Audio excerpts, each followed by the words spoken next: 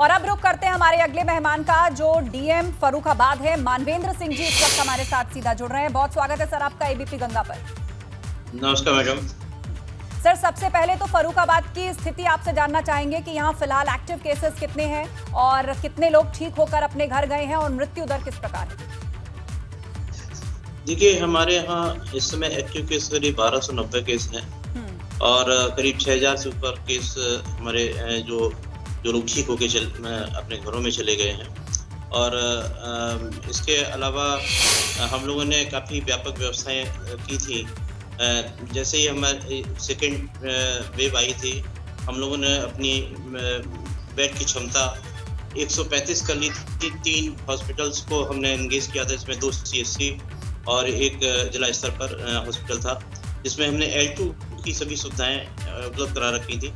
सभी जगह ऑक्सीजन उपलब्ध है आज की तारीख में और केसेस बहुत कम हो गए हैं। ये पीक पर करीब 20 से 25% एक समय संक्रमण था, जो कि अब करीब 5% के अराउंड रह गया है। तो लेकिन सर फिर भी 6000 एक्टिव केसेस अगर हैं तो ये अभी भी अपने आप में एक ऐसी स्थिति है जिसको और बेहतर और संभाले जाने की जरूरत है। तो ऐसे में ऑक्सीजन सप्लाई की बात की जाए, मेडिकल सुविधा खासतौर पर सरकारी अस्पतालों में सबको अच्छा इलाज मिल पाए, उसके लिए आप क्या कदम उठा रहे हैं?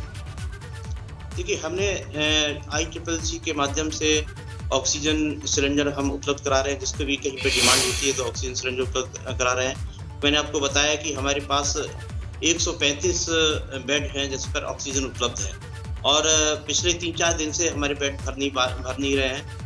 जो हमारा सबसे बड़ा हॉस्पिटल L2 हॉस्पिटल है, उसमें 50 to 60 पेशेंट ही रह रहे हैं, क्योंकि अब उस तरह के केसेस नहीं हैं कि जिसमें कि बहुत ज़्यादा लोगों को ऑक्सीजन की डिमांड हो।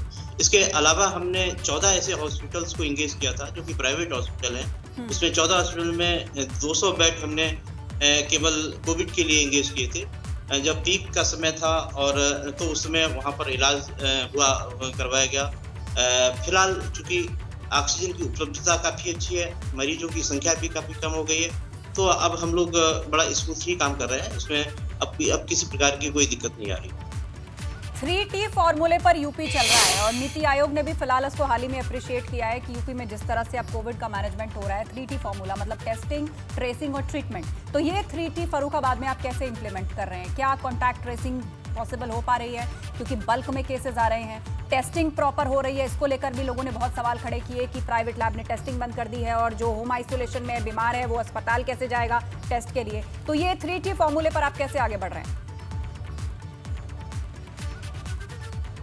हमने उसी समय अपने जनपद स्तर के अधिकारियों की टीमें गठित कर दी थी और वो सभी ये अधिकारी प्रत्येक दिन 2 गांव का भ्रमण करते थे और वहां प्रत्येक गांव में ये जानकारी प्राप्त करते थे कि कितने घरों में लोग बुखार से पीड़ित हैं, खांसी जुकाम से हैं।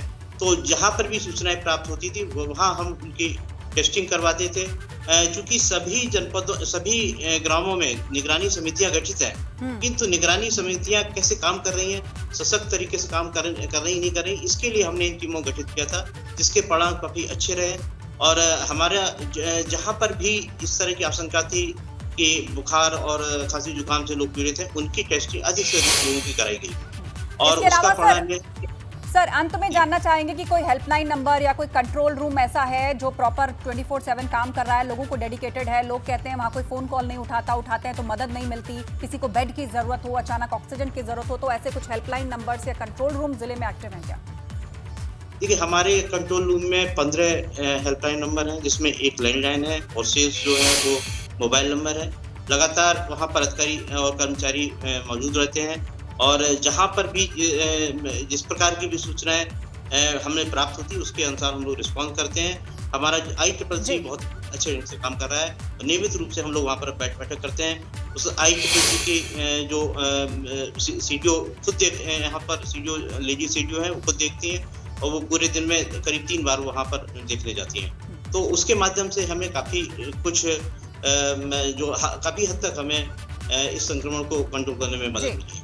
चलिए, बहुत शुक्रिया सर एबीपी गंगा पर आने के लिए। और यहाँ फर्रुखाबाद से जुड़े हुए जो लोग हैं, अगर वो आपको देख रहे हैं, सुन रहे हैं, तो आपने उनको आश्वस्त किया कि हेल्पलाइन नंबर्स पर ना सिर्फ 24/7 फोन उठाया जाता है, पर्सनल मॉनिटरिंग होती है, ऑक्सीजन सप्लाई दुरुस्त है। फर्रुखाबाद के डीएम मानवेंद्र सिंह बोले हैं कि दूसरी लहर में तुरंत बेड बढ़ाए गए। क्या इंतजाम किए गए फर्रुखाबाद में? तुरंत बेड बढ़ाए गए, ऐसा दावा किया जा रहा है। अब सभी जगह ऑक्सीजन भी उपलब्ध है, ये भी बड़ा दावा फर्रुखाबाद के डीएम की तरफ से किया गया। 135 बेड्स पर ऑक्सीजन उपलब्ध है फर्रुखाबाद के अंदर, तो ये भी दावा डीएम की तरफ से किया गया। एबीपी गंगा पर जुड़े फर्रुखाबाद के डीएम मानवेंद्र सिंह और उन्होंने ये बातें कही हैं।